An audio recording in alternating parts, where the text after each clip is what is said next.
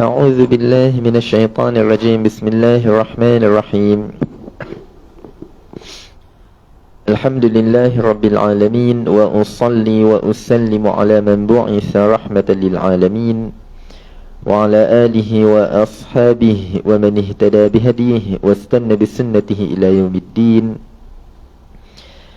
اللهم آت أنفسنا تقواها وزكها أنت خير من زكاها، أنت وليها ومولاها. رب يسر ولا تعسر، رب اشرح لي صدري ويسر لي أمري واحلل عقدة من لساني يفقه قولي. سبحانك لا علم لنا إلا ما علمتنا إنك أنت العليم الحكيم. اللهم آمين. السلام عليكم ورحمة الله وبركاته. Alhamdulillah, kita bersyukur kepada Allah Subhanahu wa ta'ala kerana telah memilih kita dari kalangan ramai hamba-hambanya untuk berkumpul di dalam sebuah tempat yang mulia, di dalam sebuah majlis yang diberkati, sebagaimana sabda Rasulullah sallallahu alaihi wasallam, wa majtama'a qaumun fi baitin min buyutillah yatluna kitaballahi wa yatadarasunahu bainahum illa nazalat alaihimus sakinah. Tidaklah sesekumpulan manusia itu berkumpul di dalam sebuah rumah daripada rumah-rumah Allah dan mereka membacakan ayat-ayat suci Al-Quranul Karim, dan mereka saling menghayati isi kandungan ayat Al-Quran itu, illa nazalat alaihimus sakinah, melainkan pasti akan turun ke atas mereka as-sakinah, ketenangan. Wa ghashiyatuhumur rahmah, dan mereka akan dilimpahi kurniaan rahmat dari Allah Subhanahu wa ta'ala. Wa haffathumul malaikah, dan mereka akan dikerumuni oleh para malaikat Allah. Wa zakarahumullahu fi man indah, dan yang keempat yang paling istimewa, iaitu Allah akan memuji atau menyebut mereka di kalangan para malaikat Allah penduduk langit. Semoga kita semua termasuk di dalam golongan yang disebut oleh Rasulullah sallallahu alaihi wasallam di dalam hadis ini. Dan kita mengambil kesempatan pada pagi ini menyambungi pengajian tadabbur ayat-ayat Al-Quran yang mana kita telah mulakan sebelum ini daripada surah Al-Fatihah, yang mana Nabi sallallahu alaihi wasallam bersabda, wal Qur'anul azim allazi u'tituh, yang mana surah Al-Fatihah ini, kata Nabi, merupakan surah yang teragung di dalam Al-Quran, surah yang tidak pernah diturunkan di dalam mana-mana kitab kepada mana-mana Nabi atau Rasul yang terdahulu. Dan surah Al-Fatihah yang mana kita telah bahaskan sebelum ini daripada maksud surah ini sendiri, Al-Fatihah, yang memberi maksud surah pembukaan ataupun surah pengenalan, kerana surah ini diturunkan bertujuan untuk memperkenalkan kepada kita siapakah Tuhan yang kita sembah, iaitu Allah Subhanahu wa ta'ala.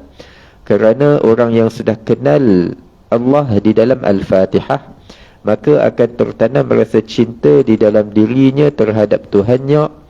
Lalu apa sahaja tuntutan, suruhan maupun larangan yang bermula daripada surah Al-Baqarah sehingga surah An-Nas akan terasa ringan untuk ditaati olehnya. Dan kita lihat pula pada pagi ini antara nama lain bagi surah Al-Fatihah ini, kerana surah Al-Fatihah merupakan antara surah yang mempunyai nama yang pelbagai. Dan antara nama lain bagi surah Al-Fatihah ini, surah ini juga dikenali sebagai surah Ummul Quran. Al-Fatihah juga dikenali sebagai surah Ummul Quran. Jadi kalau orang tanya, Mat, kau hafal tak surah Ummul Quran? Kita dengar pun terkejut, Ummul Quran surah apa ni? Kalau cakap tak hafal, malulah. Ummul Quran tu Al-Fatihah lah. Surah yang semua orang hafal. Jadi Kenapa Al-Fatihah dinamakan juga sebagai Ummul Quran? Ada dua kalimah di sini. Yang pertama dan yang kedua Al-Quran. Kita terjemah satu persatu. Yang pertama kalimah kalau terjemah Melayu maksudnya ibu. Kan kadang-kadang orang kita pun ada yang panggil ibu dia Ummi. Ummi maksud ibuku. Jadi maksud dia ibu. Al-Quran maksudnya Al-Quran keseluruhannya, seluruh surah-surah Al-Quran. Jadi bila kata Al-Fatihah Ummul Quran, terjemahan akan jadi Al-Fatihah adalah ibu kepada surah-surah Al-Quran keseluruhannya. Tapi ibu di sini bukan maksud macam kita kata ibu bapa tu, mother father. Nanti kalau faham Al-Fatihah ibu Quran, orang tanya bapa Quran siapa pula? Nah, ini bukan ibu bapa mother father tu. Ibu di sini macam kita kata contoh Kuala Lumpur, ibu apa? Ibu negara ke ibu negeri? Ibu negara kan? Nah, Kuala Lumpur ibu negara. Tak ada siapa tanya bapa negara siapa pula? Negeri mana pula? Bila kata Kuala Lumpur ibu negara, maksudnya nak kata Kuala Lumpur ni tempat utama, tempat tumpuan, orang kata center, pusat yang paling utama kat negara ni, yang mana kalau ada orang luar datang melancong ke Malaysia, semua tempat dia pergi, Kuala Lumpur KLCC je dia tak pergi. Orang kata apa? Kau tak datang Malaysia lagi. Sebab Kuala Lumpur tu tempat utama, tempat yang pusat, yang tempat tumpuan di negara ni. Jadi bila kata Al-Fatihah tu Ummul Quran, nak bagi tahu surah ini merupakan surah yang paling utama, yang paling penting, yang paling agung di dalam Al-Quran, yang juga merupakan surah yang mengumpulkan dan merumuskan keseluruhan daripada intipati yang terkandung di dalam 30 juzuk Al-Quran. Maksudnya orang yang berjaya menguasai 7 ayat Al-Fatihah dengan baik, seolah-olah dia telah menguasai rumusan daripada keseluruhan 6,236 ayat Al-Quran. Semua kandungan daripada Al-Baqarah sehingga An-Nas Allah kumpulkan dan rumuskan di dalam 7 ayat Al-Fatihah. Dan ini sesuatu yang sangat luar biasa. Bagaimana 6,000 ayat lebih dirumuskan dalam 1,000 ayat? Tidak. Dalam 600 ayat? Tidak. Dalam 60 ayat? Tidak. Dalam 16 ayat? Tidak. Di dalam 7 ayat sahaja. Dan untuk kita tahu apa dia poin-poin utama yang menjadi rumusan yang terkandung di dalam Al-Quran, yang dimuatkan di dalam 7 ayat Al-Fatihah, kita kena tahu terlebih dahulu tentang 2 jenis wahyu yang Allah Subhanahu wa ta'ala turunkan. Kita tahu dah perkara ni, cuma kita ulang kaji sikit, iaitu 2 jenis wahyu yang Allah turunkan. Pertama, yang berbentuk kalamullah, iaitu firman Allah, iaitu Al-Quran. Dan wahyu yang kedua yang berbentuk sabda Rasulullah sallallahu alaihi wasallam, iaitu hadis ataupun as-sunnah. Dan kedua-dua wahyu ni ada banyak. Al-Quran ada 6,000 ayat lebih, dan hadis pun ada beratus-ratus ribu hadis.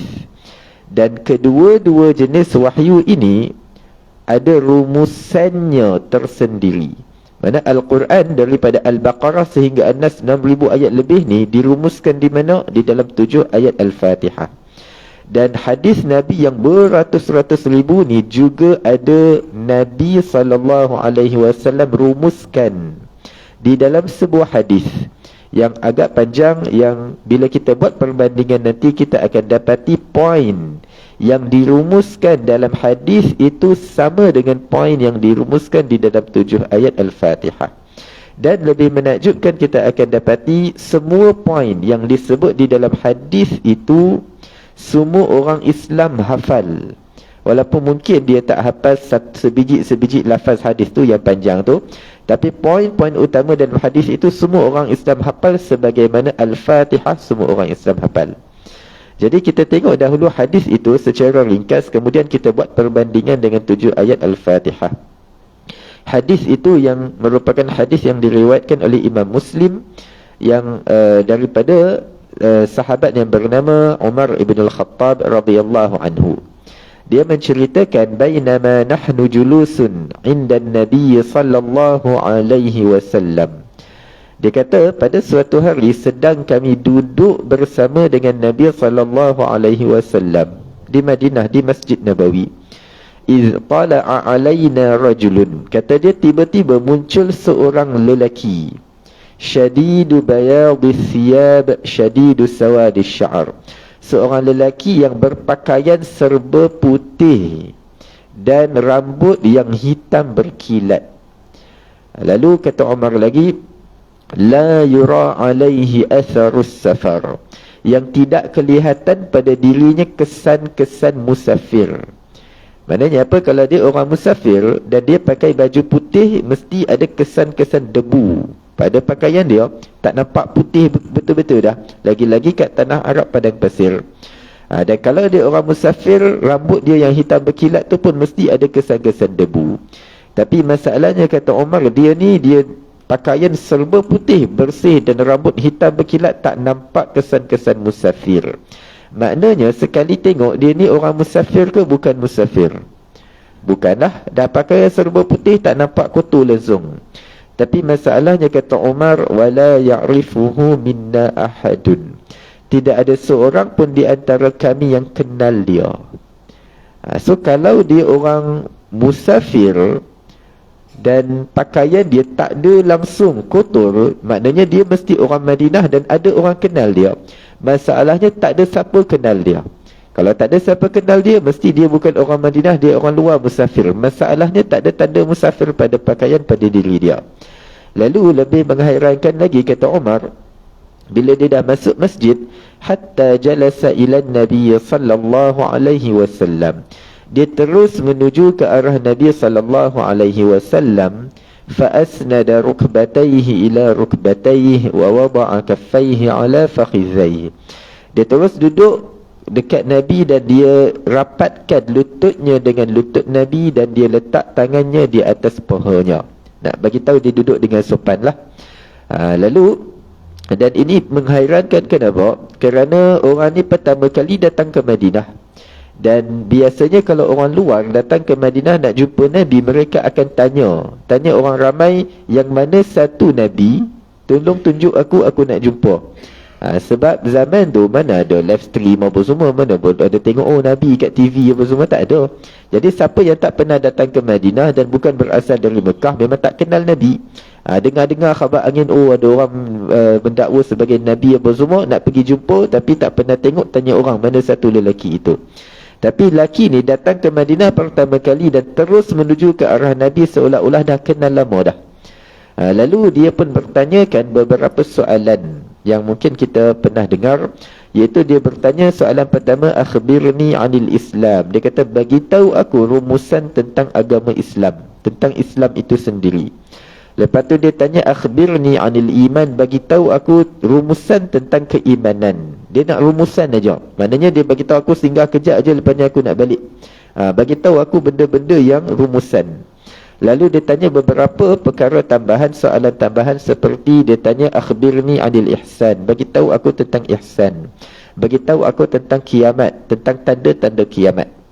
Lalu Nabi SAW rumuskan kepada dia agama ini dalam 11 poin utama dan beberapa poin tambahan. 11 poin utama ini yang menjadi rumusan agama kita adalah apa? 6 rukun iman, 5 rukun Islam. Dan 11 poin ini juga yang dirumuskan di dalam 7 ayat Al-Fatihah. Yang mana Nabi kata pada dia, Al-Islamu an tashhada an la ilaha illallah. Islam itu engkau bersyahadah dan engkau mendirikan salat, menunaikan zakat, berpuasa dan melaksanakan haji jika berkemampuan. Dan kemudian Nabi bagi tahu dia 6 rukun iman, beriman kepada Allah dan kitabnya dan malaikat dan rasul dan hari akhirat dan qada dan qadar. Jadi kita tengok, dan hadis itu akhir sekali di penghujung hadis tu bagi tahu setelah selesai orang itu pun keluar daripada masjid tanpa memperkenalkan diri. Setelah dia pergi keluar daripada masjid, tiba-tiba Nabi kata pada sahabat, tolong panggil dia semula. Lalu para sahabat pun keluar daripada masjid nak panggil dia semula, tiba-tiba tengok dia sudah hilang. Dah tak nampak, lenyap dah. Lalu para sahabat pun masuk semula dan beritahu pada Nabi lelaki itu sudah hilang. Lalu Nabi pun bersabda, innahu Jibril atakum yu'allimukum dinakum. Nabi kata sebenarnya dia adalah malaikat Jibril. Dia datang untuk mengajar kepada kamu rumusan mengenai agama kamu. Yang mana Nabi kata, aku pun tak perasan dia malaikat Jibril. Setelah dia keluar, baru aku sedar dia adalah malaikat Jibril. Mana masa dia datang, dia tanya soalan tu pada Nabi, Nabi pun sangka ini orang mana-mana ni. Lepas dah keluar, baru Nabi sedar, oh tu sebenarnya malaikat Jibril. Jadi yang mana Nabi SAW merumuskan 5 rukun Islam, 6 rukun iman yang kita sudah sedia maklum, yang semua orang Islam hafal, sama ada hafal hadis itu sebiji-sebiji atau paling kurang dia hafal 11 poin ini sebagaimana dia hafal 7 ayat Al-Fatihah. Jadi kita lihat secara ringkas pada pagi ini di mana letaknya 11 poin ini, bagaimana disusun dengan lebih ringkas di dalam 7 ayat Al-Fatihah. Nabi rumuskan dalam 11 poin, Allah rumuskan dalam 7 ayat sahaja. Dan kita akan tengok lebih ringkas dan lebih menarik susunannya. Jadi kita dah tahu apa 11 poin itu, kita cuba bandingkan dengan ayat-ayat Al-Fatihah.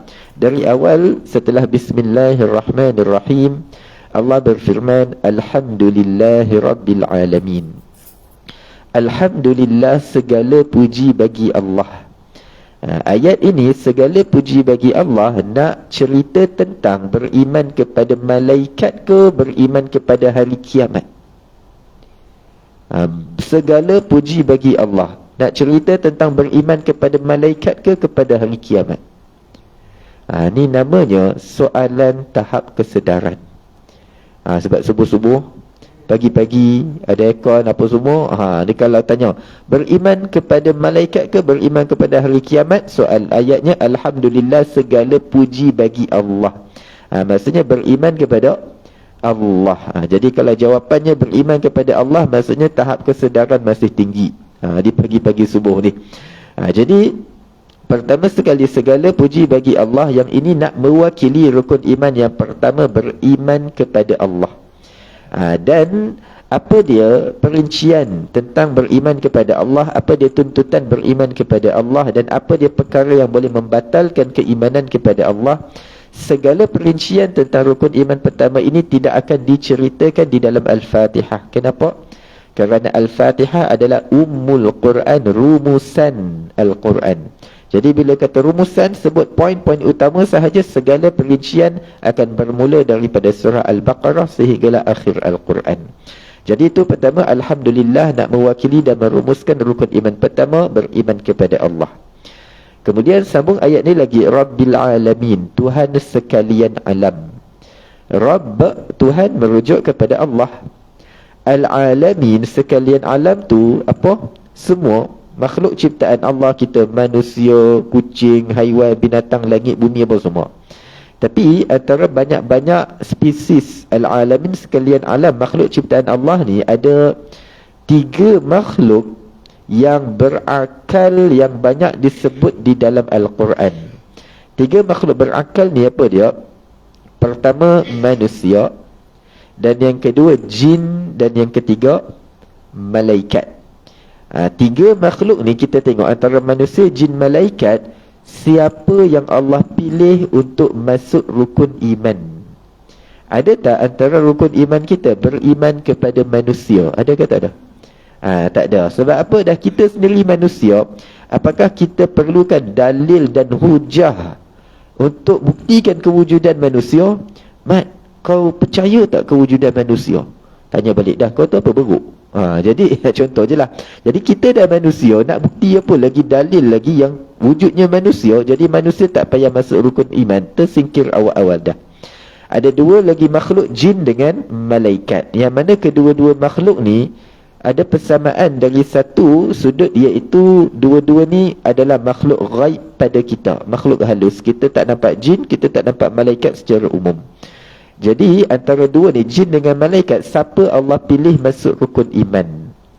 Ada tak rukun iman beriman kepada jin? Ada ke tak ada?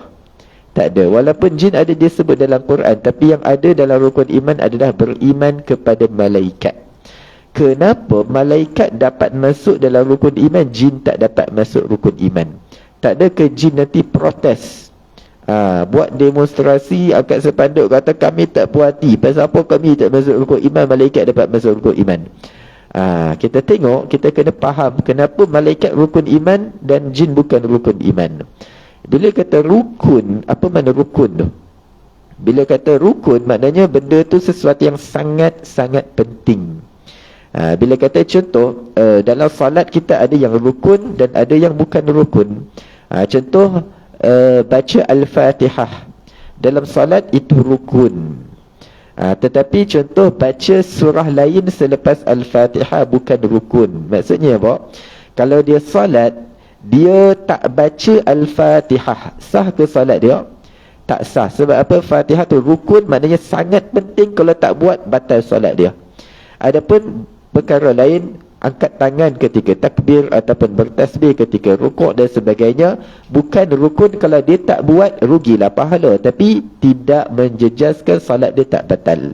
Jadi bila kata rukun, maknanya benda tu sangat penting. Jadi bila kata malaikat rukun iman, jin tak masuk rukun iman, maknanya apa? Nak bagi tahu malaikat adalah makhluk yang sangat penting, yang sangat berperanan penting dalam menjaga keimanan kita. Jin tak termasuk dalam rukun iman. Nak bagi tahu jin bukan makhluk yang penting dalam menjaga keimanan kita, bahkan mungkin boleh mengganggu keimanan manusia. Sebab itu jin tak ada beza dengan manusia. Sebagaimana manusia ada yang beriman, ada yang tidak beriman, jin juga demikian. Sebagaimana manusia ada orang baik, orang jahat, jin juga ada yang baik, ada yang jahat. Jadi bila Allah masukkan malaikat rukun iman, jin bukan rukun iman, tujuannya apa? Supaya kita membaca dan mengkaji dan mendalami lebih mengenai makhluk yang namanya malaikat. Sebab bila kita kaji mengenai malaikat, banyak benda kita boleh contohi malaikat. Tapi hari ni realitinya orang lebih berminat dengan malaikat ke dengan jin hantu dan yang sewaktu dengannya. Tengok cerita Melayu je senang. Melayu ke bukan Melayu sama je lah. Orang, ada tak orang buat filem ataupun movie tentang malaikat? Tak ada. Tapi filem mengenai jin hantu dan sebagainya tak terkira begitu banyaknya. Jadi bila Allah masukkan malaikat rukun iman, supaya kita lebih mengkaji dan mendalami dan mengenali makhluk yang namanya malaikat. Sebab itu berperanan penting menjaga dan meningkatkan keimanan kita. Tapi kalau orang tu lebih nak mengkaji, mendalami tentang jin, hantu, makhluk halus ni apa semua, itu boleh jadi mengganggu dan menjejaskan keimanan dia dan berpotensi, berisiko membuatkan iman dia terbatal sekaligus. Jadi pada Rabbil Alamin, Tuhan sekalian alam, antara banyak-banyak sekalian alam itu ada satu makhluk yang Allah masukkan sebagai rukun iman, iaitu beriman kepada malaikat. Ayat berikutnya bila mana Allah berfirman Ar-Rahmanir Rahim, yang maha pemurah lagi maha mengasihani. Di sini tidak mewakili mana-mana rukun iman, tapi ayat Ar-Rahmanir Rahim mewakili dan merumuskan kesemua 99 Al-Asma'ul Husna, nama-nama sifat-sifat Allah yang agung, yang indah. Daripada banyak-banyak Al-Asma'ul Husna, Allah tak masuk ke semua dalam Al-Fatihah. Allah rumuskan dalam dua nama yang agung, Ar-Rahmanir Rahim, yang maha pemurah lagi maha mengasihani. Dan kita berpindah ayat berikutnya bila mana Allah berfirman Maliki Yaumiddin, yang menguasai hari pembalasan. Yang ni mudah. Sebab jelas Yaumiddin, hari pembalasan tu hari apa? Hari pembalasan ini sebagaimana yang kita sebut dalam pertemuan yang lalu adalah hari akhirat, hari kiamat, hari kehancuran alam semesta, hari pengadilan. Jadi bila kata Maliki Yaumiddin, yang menguasai hari pembalasan, maknanya ayat ini mewakili dan merumuskan rukun iman, beriman kepada hari akhirat. Apa dia perincian tentang hari akhirat, apa dia nama-nama lain tentang hari akhirat, dan apa dia tanda-tanda kiamat, dan apa dia suasana hari kiamat. Segala perincian itu tiada di dalam Al-Fatihah. Kenapa? Kerana surah ini adalah Ummul Quran, rumusan kepada Al-Quran. Segala perincian tentang hari kiamat akan bermula daripada surah Al-Baqarah sehinggalah akhir Al-Quran. Kita tengok setakat ni kita dah jumpa berapa rukun iman? 3. Pada Alhamdulillah beriman kepada Allah, pada Rabbil Alamin, beriman kepada malaikat, pada Maliki Yaumiddin, beriman kepada hari akhirat. Sebelum kita tengok lagi 3 rukun iman, kita akan tengok antara keunikan rumusan yang Allah susun di dalam Al-Fatihah. Kita akan tengok 11 poin rukun iman, rukun Islam ni. Allah akan susun 3 rukun iman di awal Al-Fatihah, 3 lagi rukun iman di akhir Al-Fatihah, dan diselangi di tengah-tengahnya rumusan tentang 5 rukun Islam secara ringkas. Jadi 3 rukun iman di awal, 3 rukun iman di akhir, tengah-tengahnya rumusan 5 rukun Islam.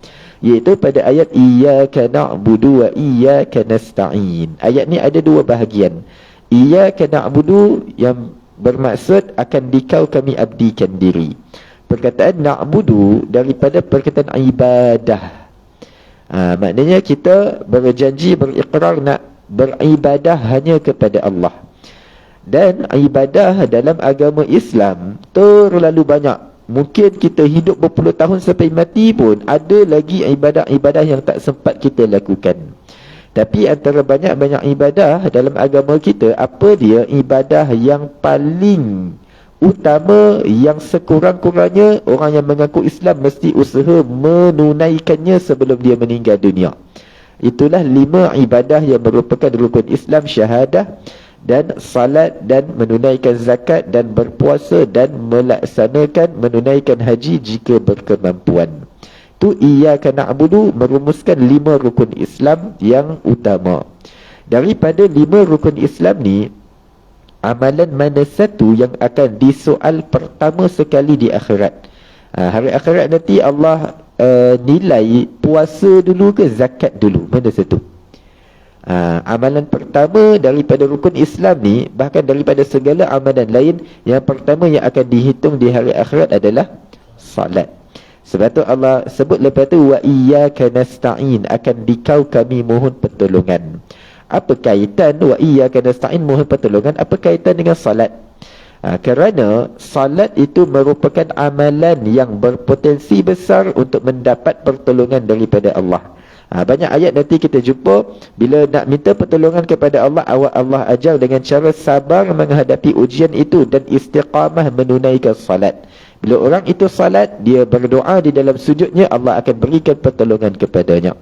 Antaranya di dalam surah Al-Baqarah nanti sekitar ayat 45, yang mana Allah berfirman wasta'inu bis-sabri was-salah, dan mohonlah pertolongan kepada Allah dengan cara apa? Sabar. Mana hadapi ujian tu, jangan marah pada Tuhan, kenapa Tuhan buat aku macam ni, kenapa hidup aku jadi macam ni. Tak, sabar. Hadapi ujian itu, dan Allah akan beri pertolongan dengan cara apa? Wassalah, kita dirikan salat, maka Allah akan beri kekuatan untuk kita tempuhi segala ujian dalam hidup. Jadi Iyyaka na'budu merumuskan 5 rukun Islam, wa iyyaka nasta'in nak merumuskan tentang kepentingan ibadah salat yang berpotensi memberi kekuatan dalam menghadapi ujian dalam kehidupan. Jadi itu Iyyaka na'budu wa iyyaka nasta'in. Ayat berikutnya, bila mana kita membacakan doa yang terpenting di dalam hidup, iaitu doa yang berbunyi ihdinas siratal mustaqim. Ayat ihdinas siratal mustaqim, yang ni kita kena kaji sikit. Bimbinglah kami ke jalan yang lurus. Kalau kita imbau semula pada pertemuan lalu, kita dah pernah sebut yang dimaksudkan dengan jalan yang lurus as-siratal mustaqim ni, jalan apa yang lurus ni? Jalan Tun Razak ke jalan apa ni? Jalan yang lurus as-siratal mustaqim ni tafsirannya adalah jalan Al-Quranul Karim. Maknanya kita nak masuk syurga, kita kena lalu jalan yang lurus, jalan yang benar. Jalan yang lurus yang boleh membawa ke syurga adalah jalan Al-Quran. Al-Quran ni apa benda? Al-Quran bukan makanan, Al-Quran bukan duit. Al-Quran adalah kalamullah, wahyu, kitab yang Allah turunkan kepada hamba-hambanya. Jadi bila mana ayat ihdinas siratal mustaqim cerita tentang panduan Al-Quranul Karim sebagai kitab yang Allah turunkan, maka ayat ihdinas siratal mustaqim mewakili rukun iman, beriman kepada kitab yang Allah turunkan. Itu ayat ihdinas siratal mustaqim. Kemudian Dan segala perincian mengenai keimanan kepada kitab, beriman ke apa dia jenis-jenis kitab, nama-nama kitab, Taurat, Injil dan sebagainya, Nabi atau Rasul yang Allah turunkan kitab kepada mereka, semua perincian mengenai kitab, Al-Quran dan kitab terdahulu, segala perincian tiada dalam Al-Fatihah. Kenapa? Kerana Al-Fatihah adalah Ummul Quran, rumusan kepada Al-Quran. Segala perincian hanya akan bermula daripada Al-Baqarah sehingga An-Nas. Kemudian kita sampai pada ayat berikutnya, pada firman Allah, Siratal ladzina an'amta alaihim. Ayat ketujuh, ataupun lebih tepat saya kata ayat terakhir Al-Fatihah, yang mana kita akan tengok ada dua lagi rukun iman. Sebagaimana surah ini dimulakan dengan dua rukun iman dalam Alhamdulillahirrabbilalamin, diakhiri juga dengan dua rukun iman pada ayat terakhir Al-Fatihah. Jadi kita tengok pertama sekali bahagian awal ayat 7 ni.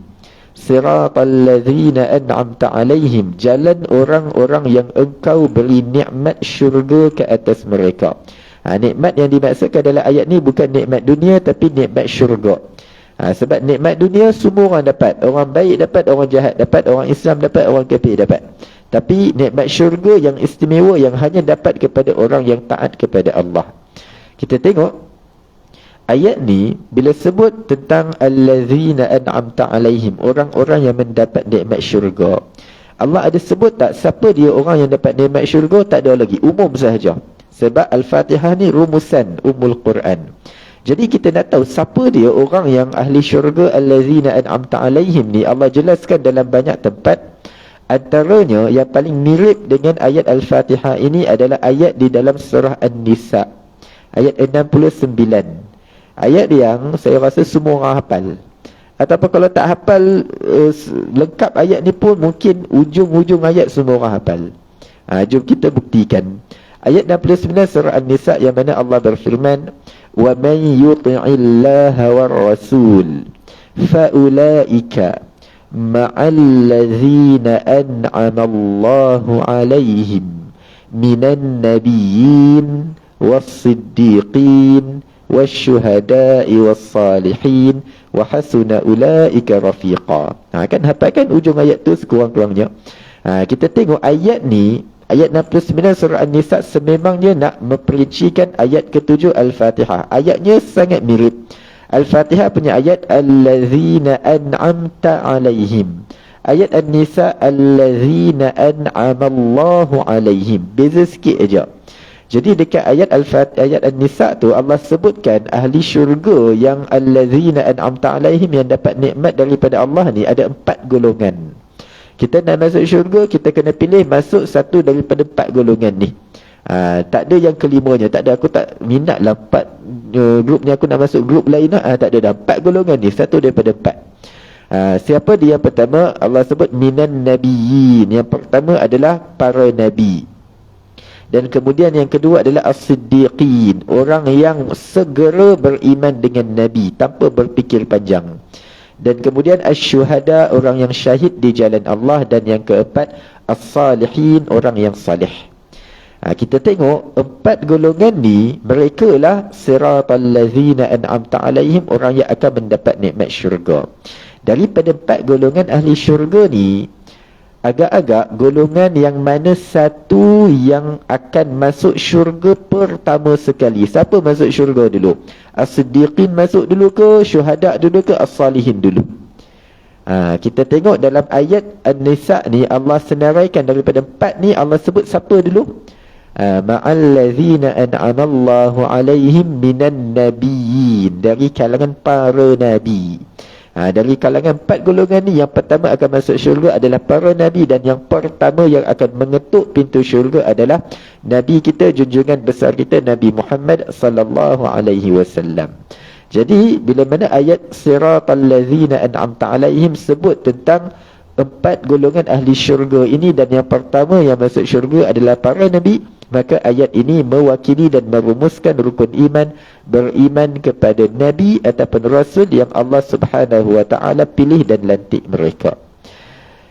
Berbaki satu lagi rukun iman. Tapi rukun iman yang terakhir ni kita kena tengok secara keseluruhan ayat 7 Al-Fatihah ni. Yang mana ayat terakhir Al-Fatihah ni Allah rumuskan mengenai 3 golongan manusia. Yang kita ada kupaskan sedikit sebelum ni, 3 golongan manusia dengan pengakhiran yang berbeza. Semua manusia dari zaman Nabi Adam sampai kiamat, satu daripada 3 golongan ni, tiada yang keempatnya. Allah berfirman, siratal ladzina an'amta alaihim.